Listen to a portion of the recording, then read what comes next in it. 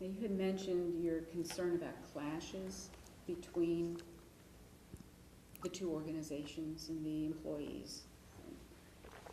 Did you find that there was any kind of a clash or conflict between you as the communicator who wants to get information out internally but also out to the media about what's going on, and the corporate lawyers who may be totally opposite from that and want to be kind of hush-hush, we don't need to tell the media anything right now?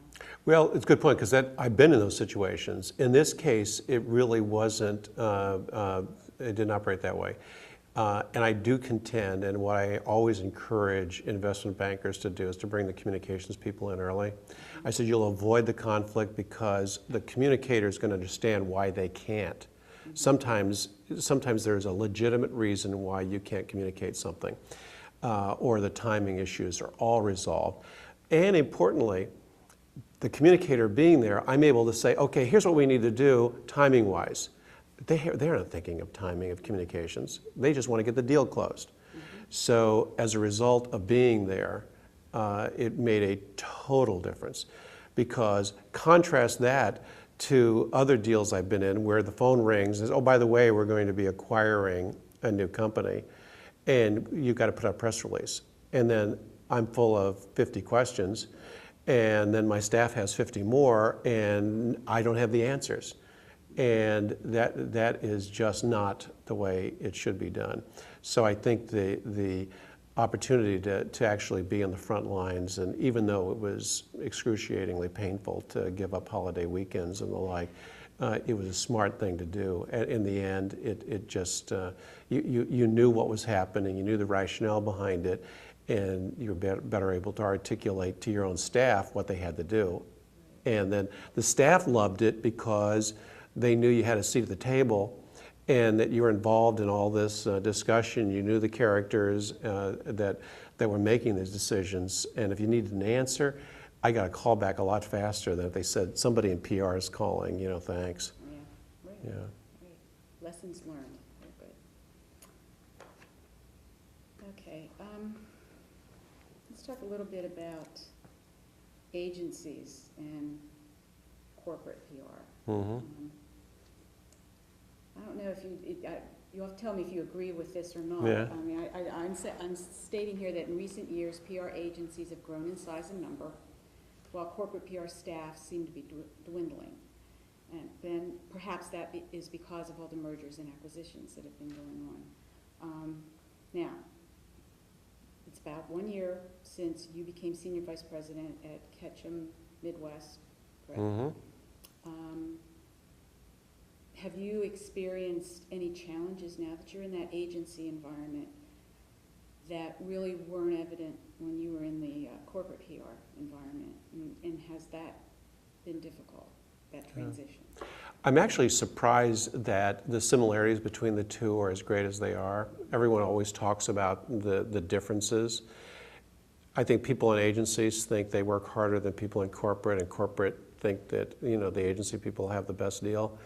And now that I've been in corporate PR for about 30 years and only 4 years total in agency side, the similarities are very strong. And I actually told somebody over dinner the other night that I think I'm working harder than I am now than I did when I was at Sears in PR.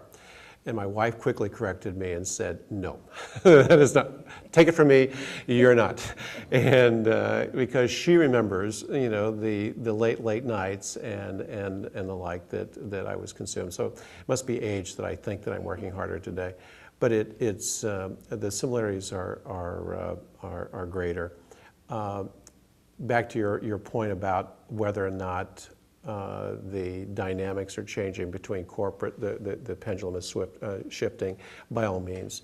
When I went to Sears, the PR function was well over 100. And that we had somebody whose responsibility essentially was to know everyone in the building, and he was kind of a goodwill ambassador at large. Mm-hmm. Former store manager, nice guy, didn't really have a job for him, but he'd been working here a long time, so let's put him into PR. And so my job was to restructure the function and put people in various roles where that made sense. So we reduced the staff significantly, and I still probably had a bigger PR function than I needed to get the job done.